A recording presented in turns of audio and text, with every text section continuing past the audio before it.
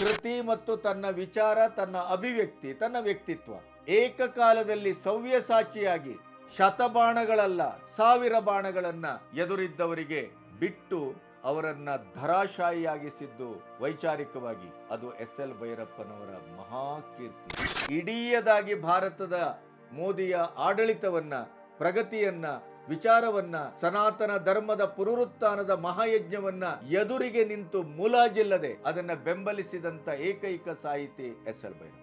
ಇಡೀ ತನ್ನ ಕುಟುಂಬ, ತಂದೆ, ತಾಯಿ, ಸಹೋದರರು ಎಲ್ಲರೂ ಪ್ಲೇಗಿಗೆ ಬಲಿಯಾಗಿ ಸಾವಿನ ಸಂತೆಯಲ್ಲಿ ಏಕಾಂಗಿಯಾಗಿ, ಒಂಟಿಯಾಗಿ, ತನ್ನವರು ಅನ್ನುವಂತ ಯಾವುದೇ ಒಂದು ಆಸರೆಯನ್ನು ಹೊಂದದೆ ತನ್ನ ಕಾಲ ಮೇಲೆ ತನ್ನ ಬುದ್ಧಿ ಮತ್ತು ತನ್ನ ಸಾಹಸ, ತನ್ನ ಪ್ರಜ್ಞೆ, ತನ್ನ ಅಭಿವ್ಯಕ್ತಿ, ತನ್ನ ಬರಹ, ಹೋರಾಟ ಇವೆಲ್ಲದರ ಒಂದು ಮೊತ್ತವಾಗಿ ದೇದೀಪ್ಯಮಾನವಾಗಿ ಆಕಾಶ ಸದೃಶವಾಗಿ ಇವತ್ತು ನಮ್ಮ ಸಾರಸ್ವತ ಲೋಕದಲ್ಲಿ ಬೆಳೆದು ಇಳಿದು ಬದುಕಿ ತಾನು ಯಾವ ಸಬ್ಜೆಕ್ಟ್ ಅನ್ನು ಅಧ್ಯಯನದ ಮೂಲಕ ಅದನ್ನ ರಕ್ತಗತ ಮಾಡಿಕೊಂಡು, ಮನಗತ ಮಾಡಿಕೊಂಡು ಅದನ್ನ ಎಂತ ಸಶಕ್ತ ಅಭಿವ್ಯಕ್ತಿಗೆ ಒಡ್ಡಬಲ್ಲೆ ಅನ್ನೋದಕ್ಕೆ ಎಸ್ ಎಲ್ ಭೈರಪ್ಪ ನಮ್ಮ ಕಣ್ಣೆದುರಿನ ಅಮರ ಸಾಕ್ಷಿ.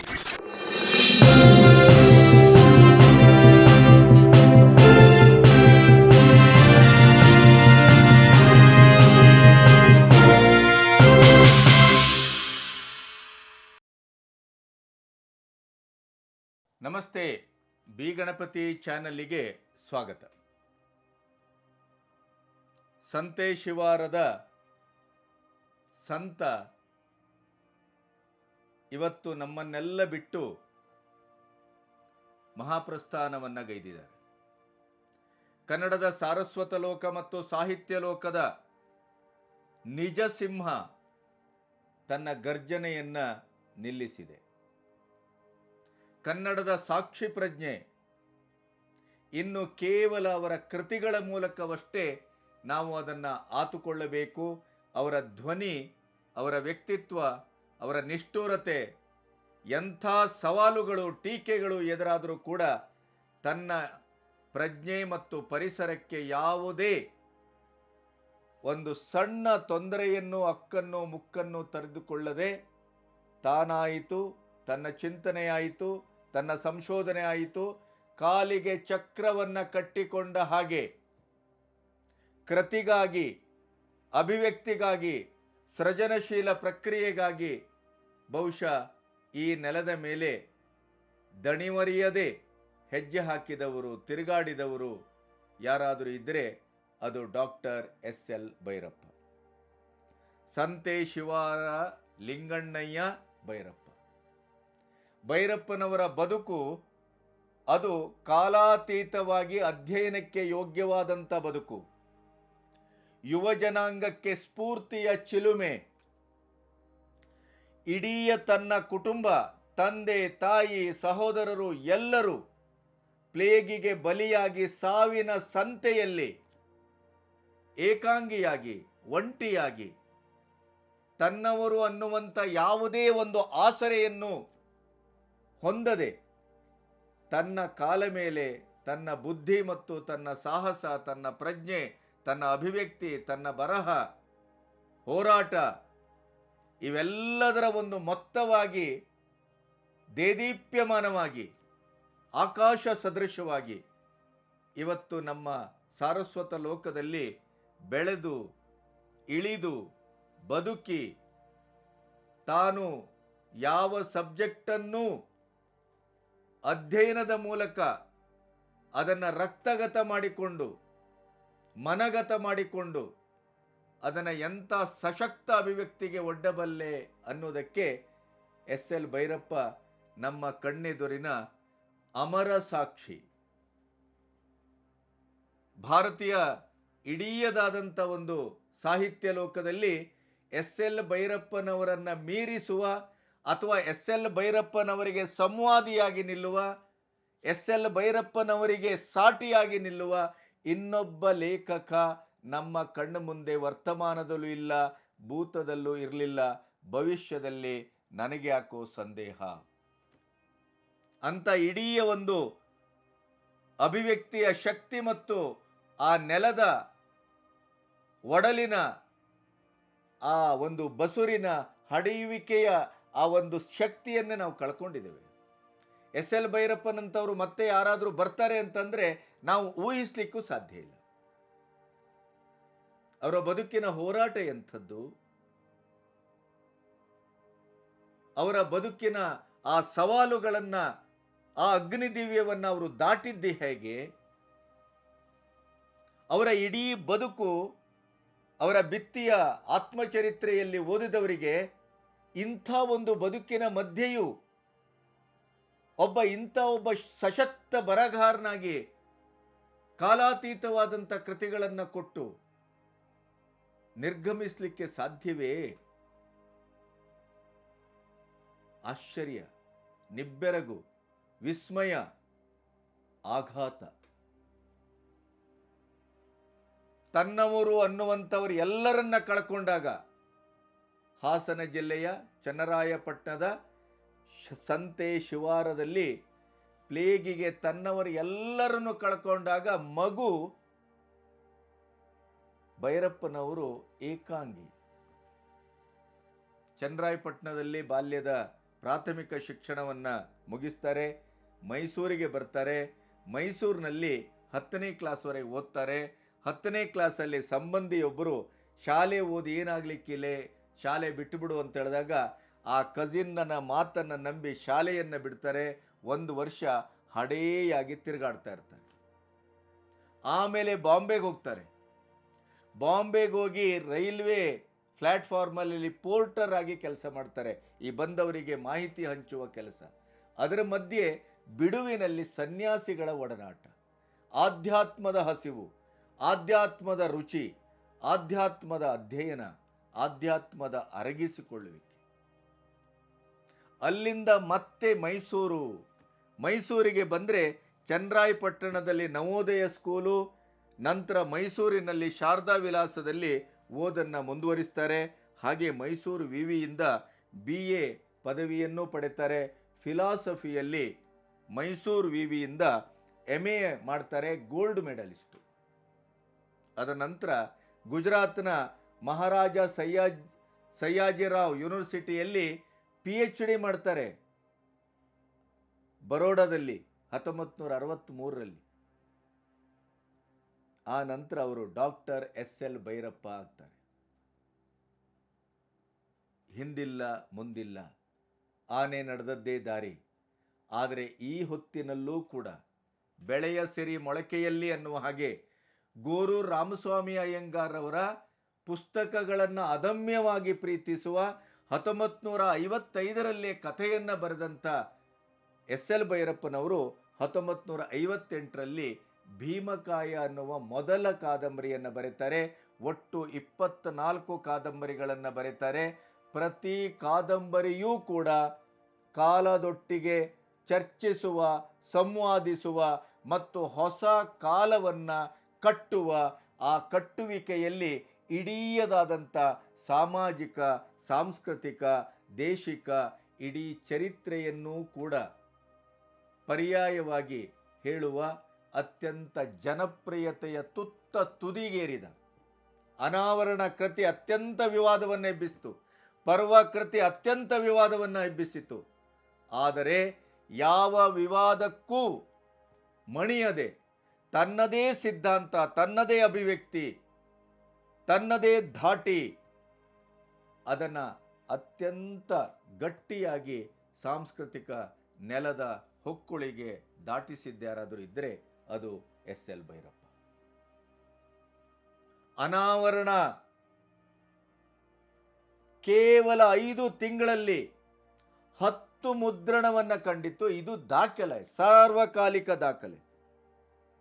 ಇದು SL ಭೈರಪ್ಪನವರಿಗೆ ಮಾತ್ರ ದಕ್ಕಬಹುದಾದಂಥ ಸಾಧನೆ, ಸಾರ್ಥಕತೆ. ಅವರ ಪ್ರತಿಯೊಂದು ಪುಸ್ತಕ ಬಿಡುಗಡೆಗೆ 1000-2000 ಜನಗಳು SL ಭೈರಪ್ಪನವರ ಮಾತಿದೆ, ಅವರ ಭಾಷಣ ಇದೆ, ಅವರೊಟ್ಟಿಗೆ ಸಂವಾದ ಇದೆ, ಚರ್ಚೆ ಇದೆ ಅಂತಂದರೆ 1000 ಸಂಖ್ಯೆಯಲ್ಲಿ ಜನ ಸಾಸಿವೆ ಹಾಗೆ ಸೇರ್ತಾ ಇದ್ರು. ಬಹುಶಃ ಇದು ಕಾರಂತರಿಗೆ ದಕ್ಕಿತ್ತು. ಅದರ ನಂತರ SL ಭೈರಪ್ಪನವರಿಗೆ ಅದರ ಹಿಂದೆ ಅನಕರಿಗೆ, ಹೀಗೆ ಆ ತಲೆಮಾರಿನ ಒಂದಿಷ್ಟು ವ್ಯಕ್ತಿಗಳು ಸಿಗ್ತಾರೆ. ಆದರೆ ಒಂದು ಸೈದ್ಧಾಂತಿಕ ನಿಲುವನ್ನು ಇಟ್ಕೊಂಡು ಒಬ್ಬ ಸನಾತನಿಯಾಗಿ ಈ ದೇಶದ ಚರಿತ್ರೆಯನ್ನು ಅತ್ಯಂತ ವಿರೂಪಗೊಳಿಸಿದವರ ವಿರುದ್ಧ ಸಿಂಹಗರ್ಜನೆಯನ್ನು ಮಾಡಿ ಸಾವರ್ಕರ್ ಅವರ ವ್ಯಕ್ತಿತ್ವವನ್ನು ಕಾಂಗ್ರೆಸ್ಸು ಕಾಲಡಿಗ ಹಾಕಿ ಹೊಸಕಲಿಕ್ಕೆ ಹೊರಟಾಗ ತಾನಾಗಿ ಎಸ್ ಎಲ್ ಭೈರಪ್ಪ ಇಡೀ ಜಗತ್ತಿನ ಎದುರು ನಿಂತು ಸೆಣಸಿದ್ರು, ಸಂವಾದ ಮಾಡಿದ್ರು, ಚರಿತ್ರೆಯ ಗರ್ಭವನ್ನು ಬಗೆದು ಸತ್ಯದ ಹೊನಲನ್ನು ಹರಿಸಿದರು.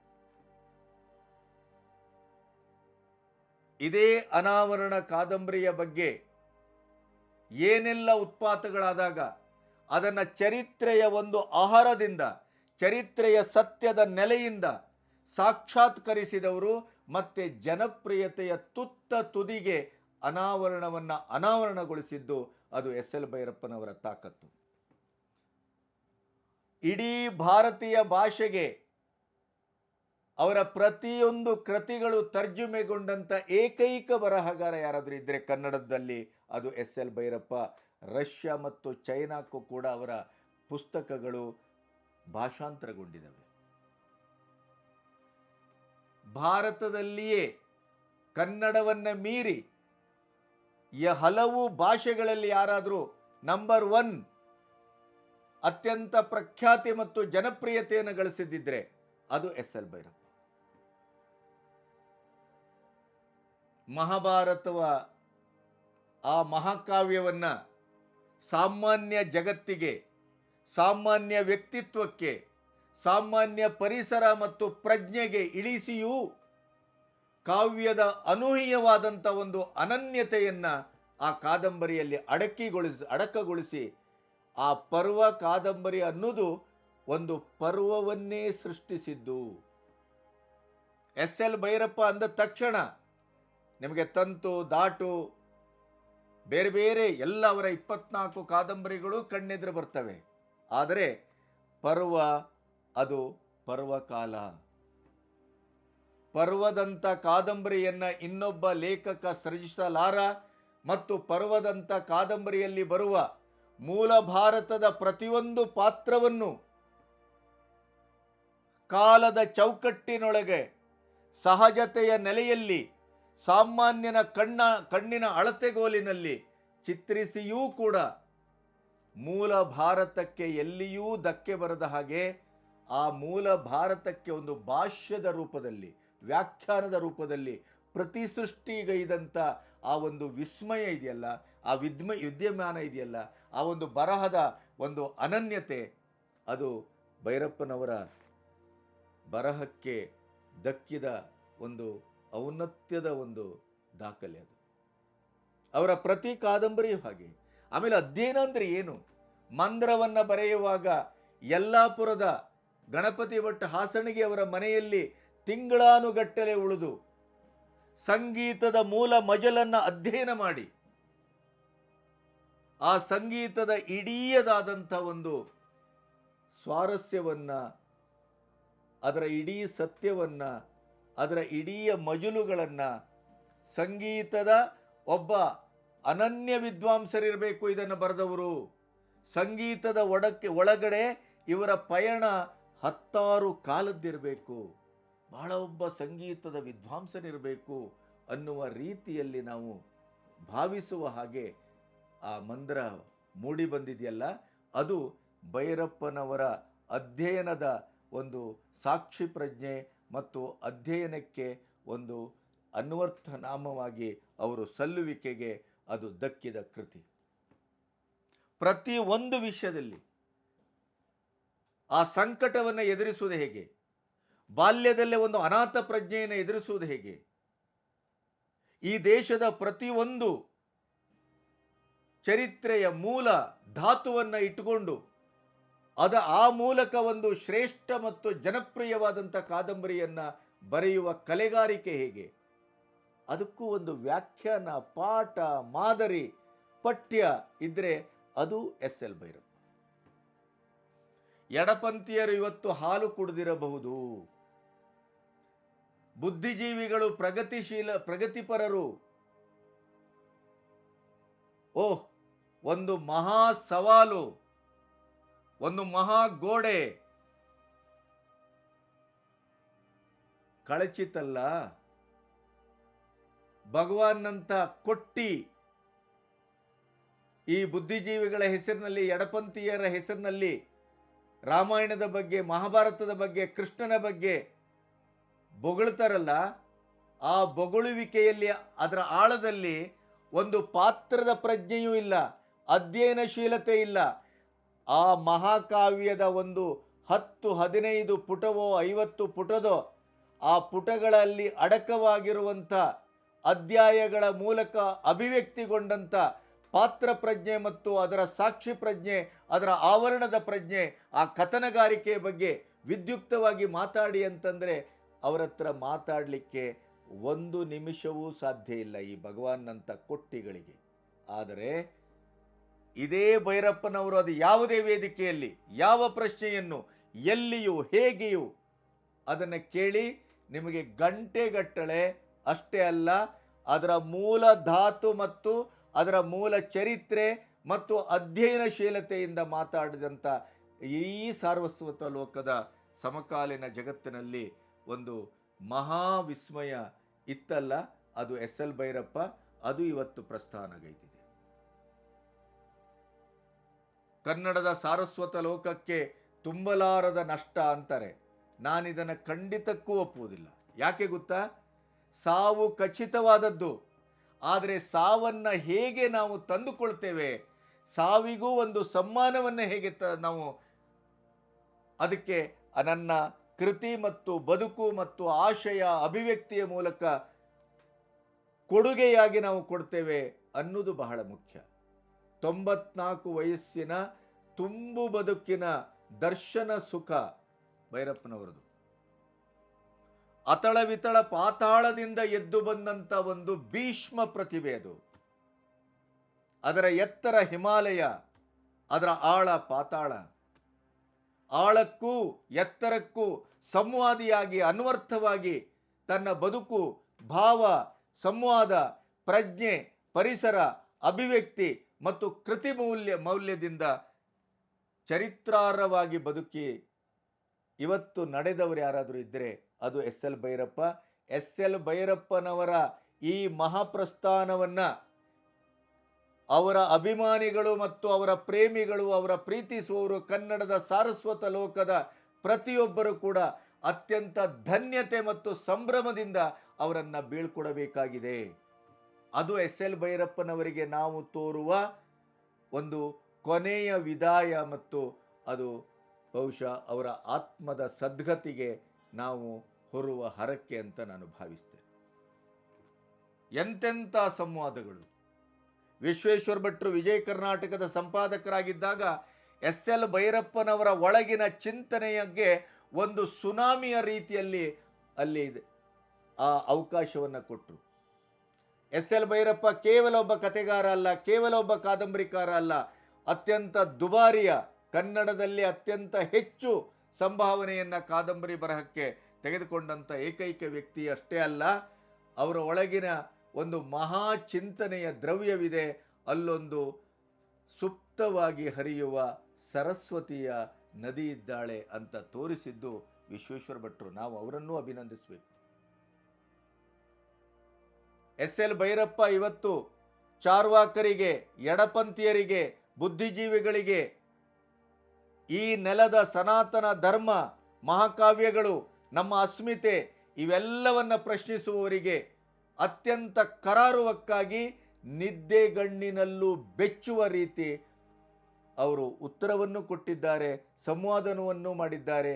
ತನ್ನ ಕೃತಿಯ ಮೂಲಕ ಕಾಲಾತೀತವಾಗಿ ಅಧ್ಯಯನದ ಮೂಲಕ ಉತ್ತರವನ್ನು ಕೊಟ್ಟು ಅವರು ನಿಟ್ಟುಸಿರು ಬಿಡದೆ ಸಶಕ್ತವಾಗಿ ಸ್ವಾಭಿಮಾನದಿಂದ ಕೊನೆಯ ಕ್ಷಣದವರೆಗೂ ಚೈತನ್ಯಶೀಲರಾಗಿ ಬದುಕನ್ನು ಅನುಭವಿಸಿ ಅನುಭಾವದಿಂದ ಅದನ್ನು ಆಧರಿಸಿ ಅವರು ಈ ನೆಲದ ಬದುಕಿಗೆ ಒಂದು ಶ್ರೀಮಂತವಾದಂಥ ನೆಲೆಯನ್ನು ಕಲ್ಪಿಸಿ ಇವತ್ತು ಅವರು ಪ್ರಯಾಣವನ್ನು ಇನ್ನೊಂದು ಲೋಕಕ್ಕೆ ಆರಂಭಿಸಿದ್ದಾರೆ. ಸಾರ್ಥಕ ಬದುಕು. ಅವರ ಬದುಕು ನಮ್ಮ ಇಡೀ ಸಮಾಜಕ್ಕೆ ಕಾಲಾತೀತವಾದಂಥ ಒಂದು ಮಾದರಿ. ಬದುಕಿದರೆ ಹಾಗೆ ಬದುಕಬೇಕು. ಆರಂಭದಲ್ಲಿ ಎಲ್ಲೋ ಒಂದು ಕಡೆ ಒಂದು ಸಿದ್ಧಾಂತ, ಮಧ್ಯದಲ್ಲಿ ಇನ್ನೊಂದು ಸಿದ್ಧಾಂತ, ನಡುಗಾಲದಲ್ಲಿ ಮತ್ತೊಂದು ಸಿದ್ಧಾಂತ, ಕೊನೆಗೆ ಅನಂತಮೂರ್ತಿಯವರ ಹಾಗೆ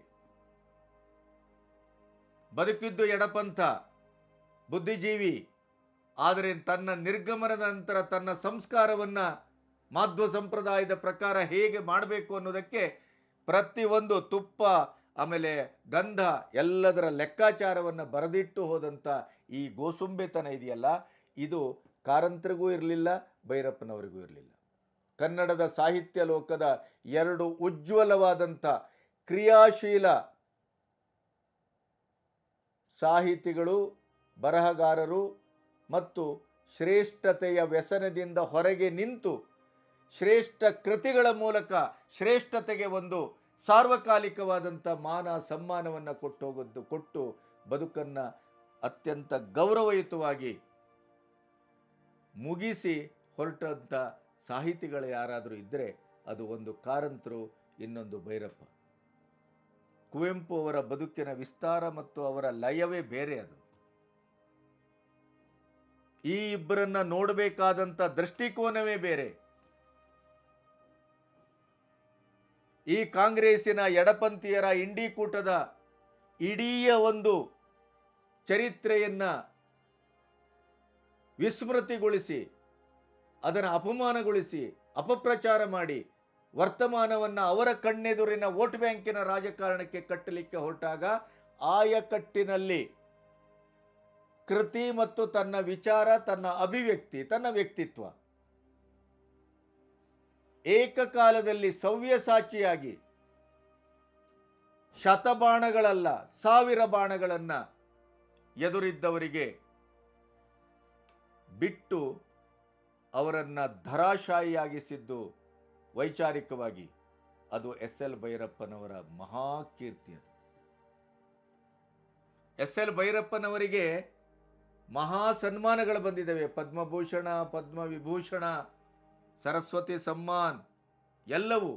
ಆದರೆ ಇದೇ ಅನಂತಮೂರ್ತಿ ಅಂಡ್ ಪಟಾಲಮ್ಮು ಎಡಪಂಥೀಯರು ಅವರಿಗೆ ದಕ್ಕಬೇಕಾಗಿದ್ದ, ಅನ್ವರ್ಥವಾಗಬೇಕಾಗಿದ್ದ ಜ್ಞಾನಪೀಠವನ್ನ ಇಡೀಯದಾಗಿ ತಪ್ಪಿಸಲಿಕ್ಕೆ ಒಂದು ದೊಡ್ಡ ಹೋರಾಟವನ್ನೇ ಮಾಡಿದ್ರು. ಅಂಥ ಒಂದು ಭೀಷಣ ಪ್ರತಿಭೆ ಅದು. ಅನಂತಮೂರ್ತಿಗೂ ಕಾರ್ನಾಡರಿಗೂ ಜ್ಞಾನಪೀಠ ಬಂತು ಅಂತ ಹೇಳಿಲ್ಲ ಯಾರಾದರೂ, ಜ್ಞಾನಪೀಠ ತೆಗೆದುಕೊಂಡದ್ದು ಅಂತಂದ್ರು.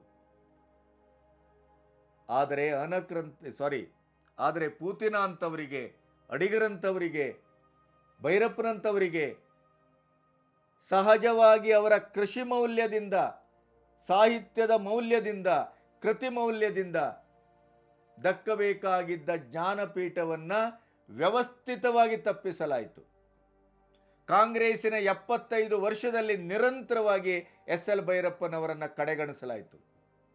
ಆದರೆ ಮೋದಿ ಯಾವಾಗ ಬಂದರೋ ಆವಾಗ ಇಡೀಯದಾಗಿ ಭಾರತದ ಮೋದಿಯ ಆಡಳಿತವನ್ನ, ಪ್ರಗತಿಯನ್ನ, ವಿಚಾರವನ್ನ, ಸನಾತನ ಧರ್ಮದ ಪುನರುತ್ಥಾನದ ಮಹಾಯಜ್ಞವನ್ನ ಎದುರಿಗೆ ನಿಂತು ಮುಲಾಜಿಲ್ಲದೆ ಅದನ್ನು ಬೆಂಬಲಿಸಿದಂಥ ಏಕೈಕ ಸಾಹಿತಿ ಎಸ್ ಎಲ್ ಭೈರಪ್ಪ.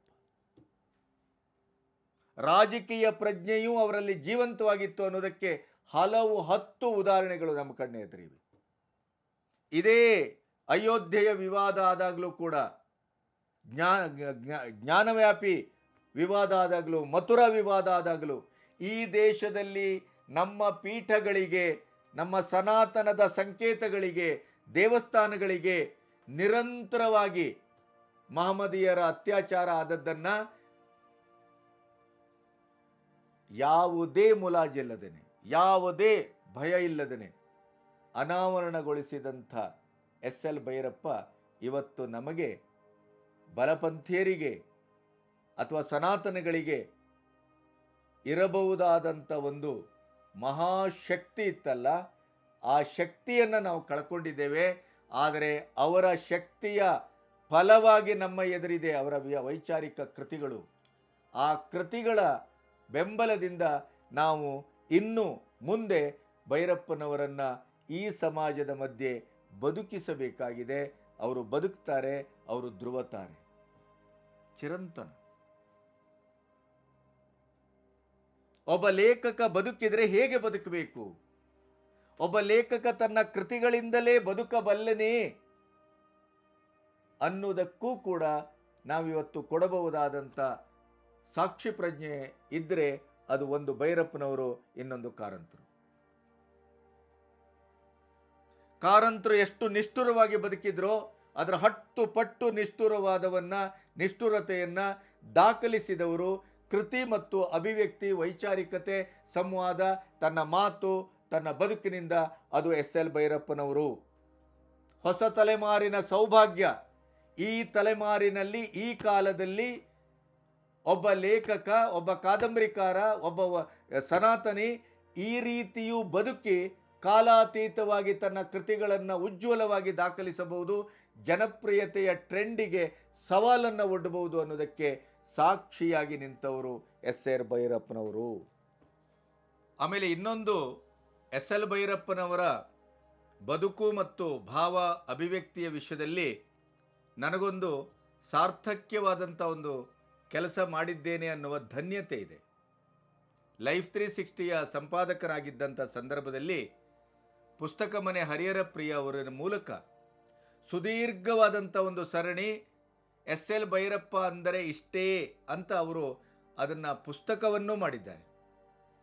ಅದು ಸ್ವತಃ ಎಸ್.ಎಲ್. ಭೈರಪ್ಪನವರನ್ನು ಅತ್ಯಂತ ಒಂದು ಖುಷಿಯಿಂದ, ಅಕ್ಕರೆಯಿಂದ, ತನ್ಮಯತೆಯಿಂದ ತನ್ನ ಕೃತಿ, ತನ್ನ ಚಿಂತನೆ, ತನ್ನ ಪಾತ್ರಗಳು, ಆ ಪಾತ್ರಗಳ ಮೂಲಕ ಒಬ್ಬ ಕೃತಿಕಾರ ಹೊಮ್ಮಿಸಬಹುದಾದಂಥ ಪ್ರಜ್ಞೆ ಮತ್ತು ಪರಿಸರವನ್ನು ಹರಿಹರ ಪ್ರಿಯ ಅವರು ಎಷ್ಟು ಚಂದವಾಗಿ ಅದನ್ನು ಕಟ್ಟಿಕೊಟ್ರು ಅಂತಂದರೆ ಅದು ಹರಿಹರ ಪ್ರಿಯ ಅವರಿಂದ ಮಾತ್ರ ಸಾಧ್ಯ. ಅದೊಂದು ಸಾರ್ಥಕ ಸರಣಿ. ಆ ಮೂಲಕ ಸ್ವತಃ ಹರಿಹರ ಪ್ರಿಯ ಅವರಲ್ಲೇ ಭೈರಪ್ಪನವರು ತುಂಬ ಪ್ರೀತಿಯಿಂದ ನಿಮ್ಮ ನೋಟ ಚೆನ್ನಾಗಿದೆ, ನಿಮ್ಮ ಅಲ್ಲಿಯ ಅಡಕಗೊಂಡಿರುವ ಒಂದು ಇಡೀಯದಾದಂಥ ನನ್ನ ಕೃತಿಮೌಲ್ಯವನ್ನು ಮತ್ತು ವೈಚಾರಿಕ ಸತ್ಯವನ್ನು ತುಂಬ ಸುಂದರವಾಗಿ ಕಟ್ಟಿಕೊಟ್ಟಿದ್ದೀರಿ, ಅದು ನಿಮ್ಮ ವಿಮರ್ಶೆ, ನಿಮ್ಮ ನೋಟ ಅಂತ ಅವರು ಅಭಿವ್ಯಕ್ತಿಸಿದ್ದನ್ನು ಇವತ್ತಿಗೂ ಹರಿಹರ ಪ್ರಿಯ ಅವರು ಆಗಾಗ ನೆನಪಿಸ್ಕೊಳ್ತಾರೆ. ಹಾಗಾಗಿ ನನಗೆ ಒದಗಿದ ಒಂದು ಸಾರ್ಥಕ ಕ್ಷಣ ಅದು. ಅದಕ್ಕೆ ತಕ್ಕಾಗಿ ಹರಿಹರ ಪ್ರಿಯ ಅವರು ನನ್ನ ಚಿಂತನೆಯನ್ನು ನಾನು ಕೇಳಿಕೊಂಡಾಗ ಇಡೀಯದಾಗಿ ಎಸ್.ಎಲ್. ಭೈರಪ್ಪನವರ ಕೃತಿ ಮತ್ತು ಅವರ ಭಾವಾಭಿವ್ಯಕ್ತಿಯ ಅಡಕ ಸತ್ಯವನ್ನು ಅತ್ಯಂತ ಕರಾರುವಕ್ಕಾಗಿ ಇಡೀ ಸಾರಸ್ವತ ಲೋಕವೇ ನಿಬ್ಬೆರಗುಗೊಳ್ಳುವ ರೀತಿಯಲ್ಲಿ ಕಟ್ಟಿಕೊಟ್ಟಂಥದ್ದು, ಅದರ ಶಕ್ತಿ ಅದು ಅವರಿಂದ ಮಾತ್ರ ಸಾಧ್ಯ. ಅದು ಹರಿಹರ ಪ್ರಿಯ ಅವರ ಓದು, ಅನುಭವದ ನೆಲೆಯಲ್ಲಿ ಆ ಸರಣಿ ಮೂಡಿಬಂದಿತ್ತಲ್ಲ, ಅದು ನನಗೆ ಈ ಹೊತ್ತಿನಲ್ಲಿ ಎಸ್.ಎಲ್. ಭೈರಪ್ಪನವರ ನಿರ್ಗಮನದ ಈ ಹೊತ್ತಿನಲ್ಲಿ ನಾವು ಅವರಿಗೆ ಕೊಟ್ಟಂಥ ಒಂದು ಶಾಶ್ವತವಾದಂಥ ದಿ ಬೆಸ್ಟ್ ಗಿಫ್ಟ್ ಅಂತ ನನ್ನ ಭಾವನೆ. ಎಸ್.ಎಲ್. ಭೈರಪ್ಪನವರಿಂಥ ಕಾಲದಲ್ಲಿ ನಾವೆಲ್ಲರೂ ಬದುಕಿದ್ದೇವಲ್ಲ, ಅದು ನಮ್ಮ ಸೌಭಾಗ್ಯ. ಅದು ದಾಟುವಂಥ ಕೃತಿಯಲ್ಲಿ ನಮ್ಮದೇ ಆದಂಥ ಸಾಂಪ್ರದಾಯಿಕವಾದಂಥ ಇಡೀಯದಾದಂಥ ಚೌಕಟ್ಟನ್ನು ಮೀರುವ ಪಾತ್ರವನ್ನು ಕೂಡ ಸೃಜಿಸಿ ಅದನ್ನು ದಕ್ಕಿಸಿಕೊಂಡವರು ಎಸ್.ಎಲ್. ಭೈರಪ್ಪ. ಆವರಣ ಕಾದಂಬರಿ ಬಂದಾಗ ಏನೆಲ್ಲ ಆಗತ್ತೆ, ಹಾಗಾಗತ್ತೆ, ಹೀಗಾಗತ್ತೆ ಅಂತ ಭಾವಿಸಿತ್ತು ಜಗತ್ತು. ಆದರೆ ಇಡೀ ಒಂದು ಆ ಕಾದಂಬರಿಯ ವಸ್ತು ಎಷ್ಟು ಪ್ರಖರವಾಗಿತ್ತು, ನಿಗಿನಿಗಿಯಾಗಿತ್ತು, ಬೆಂಕಿಯ ಉಂಡೆಯೇ ಆಗಿತ್ತು. ಅದನ್ನೂ ದಕ್ಕಿಸಿಕೊಂಡಂಥ ವಿಷಕಂಠ ಯಾರಾದರೂ ಇದ್ದರೆ ಎಸ್.ಎಲ್. ಭೈರಪ್ಪ.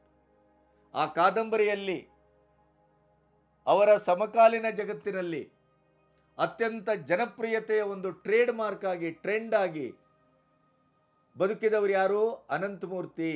ಅನಂತಮೂರ್ತಿಯ ಗೋಸುಂಬೆತನವನ್ನು, ಇಬ್ಬಗೆತನವನ್ನು, ಆಡುವುದೊಂದು, ಮಾಡುವುದೊಂದು, ಬರೆಯುವುದೊಂದು, ತನ್ನ ಅನುಕೂಲಕ್ಕಾಗಿ ಇಡೀ ಪರಿಸರವನ್ನು ತನ್ನ ಕೈಗೆ ಎಳೆದುಕೊಳ್ಳುವುದಿನ್ನೊಂದು, ಈ ರೀತಿಯ ಬದುಕನ್ನು ಬದುಕಿದಂಥ ಒಬ್ಬ ಜನಪ್ರಿಯ ಲೇಖಕ, ಚಿಂತಕ, ಜ್ಞಾನಪೀಠಿ ಅನಂತಮೂರ್ತಿಯವರನ್ನು ಕೂಡ ಒಂದು ಪಾತ್ರವಾಗಿ ಅಲ್ಲಿ ತಂದು ಅದನ್ನು ದಕ್ಕಿಸಿಕೊಂಡದ್ದು ಕತೆ ಮತ್ತು ಕೃತಿ ಮೌಲ್ಯದಲ್ಲಿಯೂ ಶ್ರೇಷ್ಠತೆಯನ್ನು ದಾಖಲಿಸಿ ಜನಪ್ರಿಯ ಓದಿಗೂ ದಕ್ಕುವ ಹಾಗೆ ಮಾಡಿ ಆ ಆವರಣ ಕಾದಂಬರಿಯನ್ನು ಕಾಲಾತೀತವಾದಂಥ ಒಂದು ಶ್ರೇಷ್ಠತೆಯ ಮಟ್ಟಕ್ಕೆ ಅದನ್ನು ಎತ್ತರಿಸಿದ್ದು ಎಸ್ ಎಲ್ ಭೈರಪ್ಪ.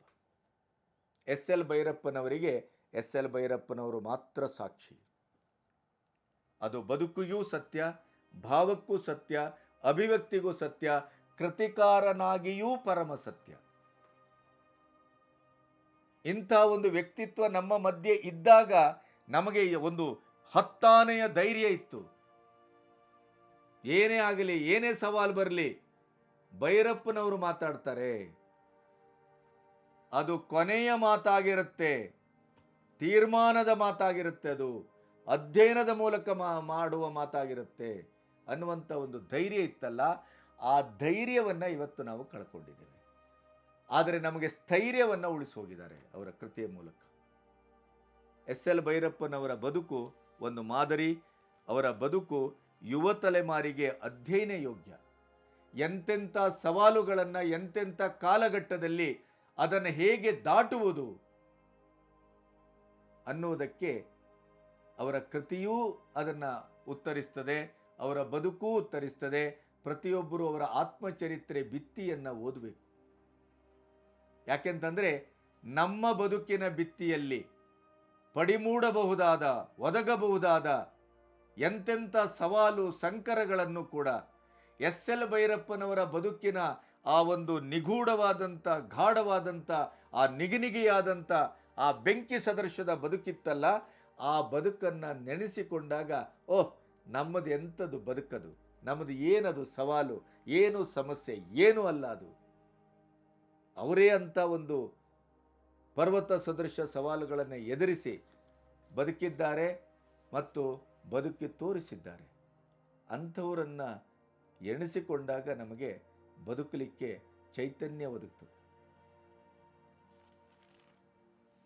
ಹಾಗಾಗಿ ಎಸ್ ಎಲ್ ಭೈರಪ್ಪನವರ ಈ ಮಹಾನಿರ್ಗಮನ ಇವತ್ತು ನಮಗೆ ಅವರ ಸಾಂಗತ್ಯ ಇಲ್ಲ ಅನ್ನುವುದೊಂದು ಬಿಟ್ಟರೆ ಭೌತಿಕವಾಗಿ, ಆದರೆ ಎಸ್ ಎಲ್ ಭೈರಪ್ಪನವರು ಕೊಟ್ಟೋದಂಥ ವೈಚಾರಿಕ ಧಾರೆಗಳು, ಕೃತಿಗಳು ಮತ್ತು ಅವರ ಬದುಕು ನಮಗೆ ಚಿರನೂತನವಾಗಿ, ಚಿರಸತ್ಯವಾಗಿ, ಪ್ರತಿ ಕ್ಷಣವೂ ಕಾಡುವಂಥ ಒಂದು ನೆಲೆಯಾಗಿ ನಮಗೆ ಪ್ರತಿ ಹೊತ್ತಿನಲ್ಲೂ ಅವರು ನಮ್ಮ ಬೆಂಗಾವಲಿಗೆ ನಿಲ್ತಾರೆ, ನಮ್ಮಲ್ಲೇ ಬದುಕ್ತಾರೆ ಅಂತ ನಾನು ಭಾವಿಸಿದ್ದೇನೆ. ಅಂಥ ಮಹಾಚೇತನಕ್ಕೆ, ಮಹಾ ಸಾಧಕರಿಗೆ, ನಮ್ಮ ಇಡೀಯದಾದಂಥ ಸನಾತನ ಬದುಕಿನ ಮೌಲ್ಯಗಳನ್ನು ಹುದುಗಿ ಹೋದಂಥ, ಸಮಾಧಿ ಮಾಡಿದ ಭಾರತೀಯ ಚರಿತ್ರೆಯ ಅನರ್ಘ್ಯ ಸತ್ಯಗಳನ್ನು ತನ್ನ ಕೃತಿಗಳ ಮೂಲಕ ಮತ್ತು ಬದುಕು ಮತ್ತು ಮಾತು, ಮಥನ ಈ ಎಲ್ಲ ಆವರಣಗಳ ಮೂಲಕ ಅಭಿವ್ಯಕ್ತಿಗೆ ಒಡ್ಡಿ ಸಮಾಜಕ್ಕೆ ಒಂದು ಪ್ರತಿ ಸಂಸ್ಕೃತಿಯನ್ನು, ಆಲ್ಟರ್ನೇಟಿವ್ ಕಲ್ಚರ್, ಪ್ರತಿ ಸಂಸ್ಕೃತಿಯನ್ನು, ಇತಿಹಾಸವನ್ನು ದಾಖಲಿಸಿ ಹೋದಂಥ ಈ ಮೇಧಾವಿ ಎಸ್ ಎಲ್ ಭೈರಪ್ಪನವರನ್ನು ನಾವು ನೆನೆಯುವುದು ಅಂತಂದರೆ ಅವರ ಕೃತಿಯ ಮೂಲಕ ಮತ್ತೆ ಎಸ್ ಎಲ್ ಭೈರಪ್ಪನವರೊಟ್ಟಿಗೆ ನಾವು ಬದುಕುವುದು. ಅವರ ಆತ್ಮಕ್ಕೆ ಸದ್ಗತಿಯನ್ನು ಕೋರ್ತಾ ನನ್ನ ಮಾತನ್ನು ಮುಗಿಸ್ತಾ ಇದ್ದೇನೆ. ನಮಸ್ತೆ.